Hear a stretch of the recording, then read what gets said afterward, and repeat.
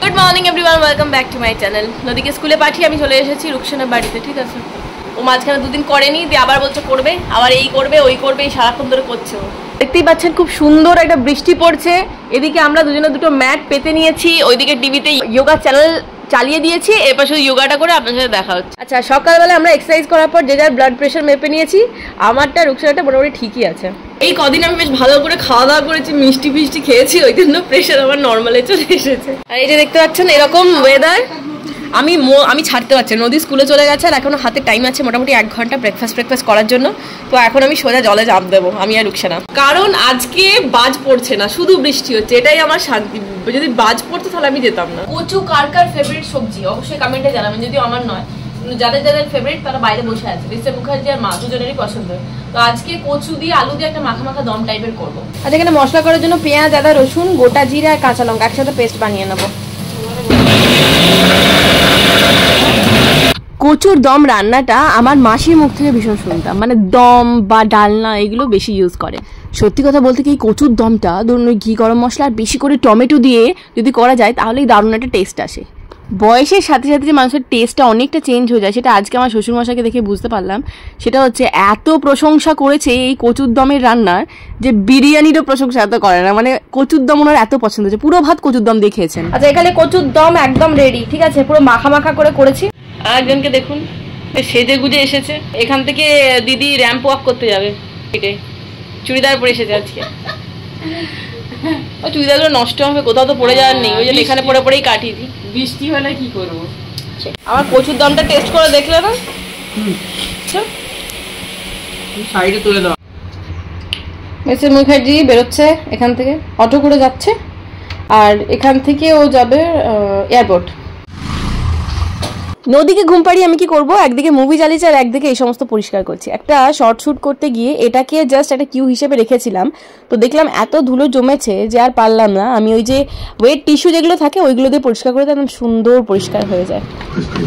আচ্ছা, দুপুরবেলায় short shoot করে এখন আমি বসেছি এই যে কফি নিয়ে। যখন লাইফে কিছু ভালো লাগছে না, বিরক্তিকর লাগছে, মুড আপলিফট করার জন্য 1 কাপ ব্ল্যাক কফি চলে যাবে।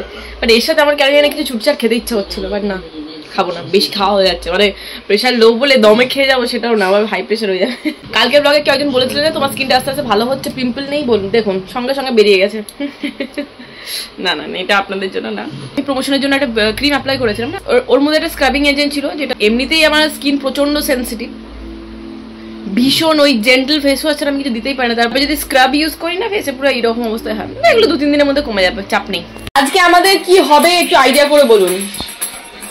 আজকে দিদিকে দিয়ে শুধু রুটিগুলো বেলিয়ে নিচ্ছি, কারণ আমি যাই রান্নাই করি রুটি আমার দ্বারা ভালো হয় না। সুন্দর গোল বেলতে পারি, কিন্তু কি হয় বলো তো, শক্ত ইটের মতো হয়ে যায়। আমি যতই চেষ্টা করি না কেন, অনেক রকম ভাবে চেষ্টা করেছি, গরম জল দিয়ে মাখা, ভালো করে মাখা, তবুও ভালো রুটি হয় না।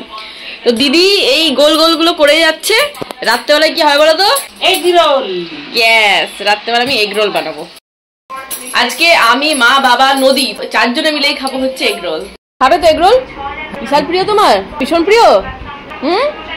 সস দেবো না, শসা নেই না, শসা কিনতে গেলে এখন কিডনি বিক্রি করতে হবে। শসাটার দাম 100 টাকা করে কিলো, কেউ শসাই নেয়নি, সবারই বাড়িতে এইটুকুটুকু শসা পড়ে। সেদিন আমাদের মুড়ির ফিস্ট হলো না, সময় এইটুকু একটা শসা নিয়ে এসছে, কারণ শসার যা দাম কেউ আর নিয়ে আসবে না শসা। আচ্ছা, এইটার মধ্যে একটা সুন্দর জিনিস আছে যেটা আমি আপনাদের সাথে এখন শেয়ার করব, এটা আপনারা বাড়িতে রাখতে পারেন। আচ্ছা, দুটো আছে, আমি দুটো সেটে নিয়েছি, আমি জানি না, আমি একটা কিনেছিলাম বাট এসেছে দুটো। এটা কি এখন আন্দাজ করে বলুন তো? আচ্ছা বলে দিই, এটা হচ্ছে কর্পূর দানি, ঠিক আছে। কর্পূর একটা এমন অসাধারণ জিনিস যেটা আমাদের ডেলি লাইফে না ভীষণভাবে কাজে দেয়। বলে ধরুন এবার সবারই মনে হওয়াটা একটু আলাদা, ঠিক আছে। কেউ ভূত চুত এসব বিশ্বাস করেন, কেউ মনে হয় যেন পজিটিভ এনার্জি নেগেটিভ এনার্জি বিশ্বাস করেন, কেউ আবার বিশ্বাস করেন যে ভালো লাগা বা পরিষ্কার রাখা বা বাড়িকে একটু ক্লিন করা। আমার কাছে যেটা সব থেকে ইম্পর্টেন্ট সেটা হচ্ছে পজিটিভ আর নেগেটিভ এনার্জি। আমি যেহেতু অ্যাস্ট্রোলজিতে বিশ্বাস করি তাই এই জিনিসগুলো প্রচণ্ড বেশি মানি। আজকালকার মডার্ন মেয়ে মডার্ন সব কিছুতে বিশ্বাস করি, বাট কিছু কিছু জিনিস না একটু পুরনো সেকেলে আছে আমার মধ্যেই পজিটিভ এনার্জি নেগেটিভ এনার্জিটা ভীষণ কাজ করে। আমার যখন অ্যাংজাইটি ডিপ্রেশন এগুলো হয় না, আমার মনে হয় যেন সামহাও নেগেটিভ এনার্জি অনেক কিছু থেকে হতে পারে, সেটা কিন্তু সাইন্টিফিকও। আমি এটা বলছি না শুধু ভূত বা দৈত্য দানব এইসব কিছু বলছি না, অনেক রকম নেগেটিভ এনার্জি হতে পারে। আমি যখন নিজেকে ভীষণ ডাউন ফিল করি, ভীষণ লো ফিল করি না, তখন আমি এই জিনিসগুলো করি। আর আমাদের পূর্বপুরুষরা যেটা করতো, বাড়িকে শুদ্ধি, প্রত্যেকদিন ধুনো দেওয়া, কর্পূর দেওয়া, এই ধুনোর মধ্যে কর্পূর দিয়ে বাড়িতে ঘোরানো, এটা একটা ভীষণ পজিটিভ ইম্প্যাক্ট ফেলে, সেটা সবাই জানেন। আমি আমার দিদা মাকে এই সমস্ত করে আসতে দেখেছি। এই কিছুদিন আগে পর্যন্ত আমি আপনাদের বলছিলাম যে আমি আমার লো ফিল করছি, আমার ভালো লাগছে না, আমার কাজ করতে ইচ্ছে করছে না, আমার ভিডিওস বানাতে ইচ্ছে করছে না। এই প্রথম আমি নাহলে প্রচন্ড এনার্জেটিক, তো এই জিনিসগুলো হচ্ছিল। আস্তে আস্তে জিনিসগুলো কাটিয়ে উঠছে অনেক কিছু করে। তো এই কর্পূর জিনিসটা এতটা কাজে, ধুনো দিলেও জিনিসটা ভালো, বাট আমার কাছে ওই নারকেল ছোবড়া একদিন নয় জানলাম, পরের দিনে আবার নারকেল ছোবড়া, এত নারকেল ছোবড়া আমি পাবো কোথায়, সম্ভব নয়। তো সেই জন্যই আমি এই কর্পূরের স্ট্যান্ড দুটো কিনেছি। এই কর্পূরের স্ট্যান্ড দুটো, এই জিনিসটার মধ্যে না কর্পূরও কিনেছি আমি। কর্পূর জাস্ট 2-3টে করে দিয়ে এইভাবে প্লাগে দিয়ে অন করে দেবেন, কর্পূরটা অটোমেটিক্যালি গলবে এবং এর থেকে একটা স্মেল, খুব সুন্দর একটা স্মেল, যেরকম কর্পূরের স্মেল হয়, সেটা গোটা ঘরে ছড়িয়ে আপনার বাড়িটাকে এনার্জাইজ করবে। ঠিক আছে, এই হচ্ছে ব্যাপার। আর কর্পূরকে কিন্তু ব্যাড ড্রিম ক্যাচারও বলা হয়। যারা ঘুমোতে ঘুমোতে খুব বাজে স্বপ্ন দেখেন, আমার মনে হয় তাদের জন্য এটা খুব ভালো কাজ করবে।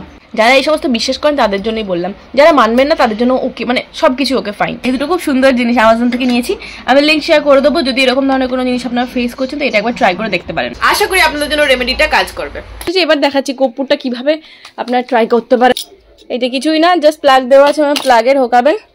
এবার এই ধরনের কর্পূরের আপনি কিউব পেয়ে যাবেন অনলাইনে ইজিলি অ্যাভেলেবেল, বা আপনারা দোকান থেকে নর্মালি যেরকম বড় সাইজের কর্পূর হয় সেরকমও ইউজ করতে পারেন। এর থেকে 2 বা 3টে ইচ্ছে অনুযায়ী কর্পূর আমি এর মধ্যে রাখবো। ঠিক আছে, প্লাগের সুইচটা অন করে দেবো, ব্যাস এটা অটোমেটিক্যালি গরম হয়ে যাবে আর কর্পূরটাও আস্তে আস্তে গন্ধ ছড়াতে থাকবে। আমি তো এই কর্পূরের ব্যাপারটা বললাম নেগেটিভ এনার্জির জন্য, বাট যাদের বাড়িতে না বাচ্চারা পড়াশোনা করতে চায় না বা মা বাবার কথা শোনে না, জেদ বেড়ে যায়, তাদের বাড়িতেও এই রেমেডিটা অনেকটা কাজ করে শুনেছি আমি। দেখুন, কথায় বলে বিশ্বাসে মিলাই বস্তু তর্কে বহুদূর। যারা বিশ্বাস করবেন তাদের ক্ষেত্রেই কাজ করবে, না হলে কিন্তু করবে না। যাই হোক, এখানে আমি এগ রোল ভাজতে বসেছি। রোলটা মানে রুটিটা আমি বানিয়ে রেখে দিয়েছিলাম দিদিকে দিয়ে, ওটাকে হালকা করে ফ্রাই করে নিচ্ছি। এবার ডিমটা দিয়ে দুটো প্রসেস আমি করছি। প্রথমে জাস্ট রুটিটা ভেজে নিয়ে তার উপরে ডিমটা ছড়িয়ে করব, আর সেকেন্ডবারে যেটা করব, আগে ডিমটা ভেজে নেবো, তারপর রুটিটা দিয়ে এপিটোপিট করে নেবো। তো দুটো প্রসেসের মধ্যে আমার সেকেন্ড প্রসেসটা বেশি পছন্দ হয়েছিল, কারণ ডিমটা পুরো একদম সেই গোল হয়ে সুন্দর করে রুটির উপর বসেছিল, খেতে বেশি ভালো লেগেছিল। আচ্ছা, আমার কাছে শশা ফশা কিছুই নেই, শশা গাজর বাঁধাকপি যদি হালকা করে দেওয়া যেত, মানে খেতে খুব ভালো লাগতো রোলটা। তবে এগ রোলের থেকে আমার না পনির রোলটা বেশি ভালো লাগে। যাই হোক, তো পেঁয়াজ কুচি দিয়ে দিয়েছি, এর ওপর থেকে সস দিয়ে দেবো আর একটু চাট মশলা দেবো। চাট মশলা দিলে বেশ ফ্লেভারটা ভালো লাগে। এরপর একটা বাটার পেপার দিয়ে ভালো করে মুড়ে দেবো। আর আমার হাতে যা গরম লাগছিল, কারণ সেই রোলগুলো নামাচ্ছিলাম আমার পুরো একদম হাত পুরো একদম পুড়ে যাচ্ছিল। দুটো করে বানাতে না বেশ টাইম লাগছিল। ঠিক আছে, প্রথমে মায়েরটা বানিয়ে দিলাম, মায়ের খাওয়া গেলো, তারপরে বাবারটা বানিয়ে দিয়ে তারপরে আমি ওপরে যাবো। নদীকে যেহেতু সকালে টিফিনে রুটি রোল করে দিয়েছিলাম, তাই আর রাত্রেবেলা নর্মালি ভাত দিয়েছি। এখন নদীর বেড টাইম। নদী আজকে আমার, যেদিন পাপা থাকে 3টে বালিশ পরপর পাতে, ঠিক আছে, আজকে পাপা নেই বলে এই 2টো বালিশ পরপর পাতবে আর এইখানটায় আমার সাইডে রেখে দেবে। ও পড়ে যাবে সেটা নয় চিন্তা, আমি পড়ে যাবো ওটা ওর চিন্তা। বালিশটার সাথে বালিশটা একদম এরম থাকতে হবে, ঠিক আছে, মানে ওর বালিশের সঙ্গে আমার বালিশটা একদম ঠেকে থাকতে হবে। যদি এরম ভাবে একটু থাকে, হয় এটাকে টেনে আনবে, নয় এটাকে এরম ভাবে টেনে আনবে। যদি আমি একটু সরিয়ে দিই, তখন বলবে হ্যাঁ হ্যাঁ পুরোটা সরিয়ে দাও, এরকম করবে, দিয়ে তারপরে আবার এনে এরম করে দিতে হবে, তাহলেই হলো। হ্যাঁ, শুয়ে পড়ো মামাটা, শুয়ে পড়ো। আচ্ছা, আমি এখন নেটফ্লিক্সে একটা মুভি চালিয়েছি, আনহোলি বলে একটা। এটা একটা ভূতের মানে হরর মুভি, ঠিক আছে, দেখতে পারেন। ওই ব্ল্যাক ম্যাজিক, কালা জাদু, মার্ডার, থ্রিলার, এইসব নানান ধরনের ব্যাপার স্যাপার একটা। ওকে, দেখা হচ্ছে আপনাদের সাথে কালকে সকালে, ঠিক আছে, ভালো থাকবেন। টুকি টুকি টুকি টুকি টুকি টুকি খরগোশ দেখেছেন? এই যে দেখুন, মাঝখানে 2টো দাঁত নেই। খরগোশের মাঝখানে 2টো দাঁত আছে, কিন্তু এর 2টো দাঁতই নেই। ছোটবেলায় ছিল, সবার প্রথম দাঁত ওই 2টোই ওঠে আর ওই 2টোই পড়ে। আমি এই অবস্থাতেই চলে এসেছি, আর ভালো লাগছে না। নদী গাড়ি চলে এসেছে, ওকে তুলে দিয়ে আমি যোগা ফোগা করে চলে এসেছি, ঠিক আছে। ভেবেছিলাম আমি বাড়িতেই করবো যোগা, ঠিক আছে, বাট রুকসানা এখন বললো ও করবে। আর বাট কি বলুন তো, আমি যদি না যাই ও মানে যোগা করাই ছেড়ে দেয়, মানে করবেই না, ও হচ্ছে এই টাইপের মেন্টালি। তাই এখন যাচ্ছি। আর 10:30টার সময় আমি বেরোবো হচ্ছে নদীদের স্কুলে। আজকে স্কুলে একটা প্যারেন্ট টিচার্স মিটিং আছে, তো মিসেস মুখার্জি তো বাড়িতে নেই, আমি একাই যাবো। টোটোকে বলে রেখেছি এখান থেকে বেরিয়ে যাবো 10:30 নাগাদ।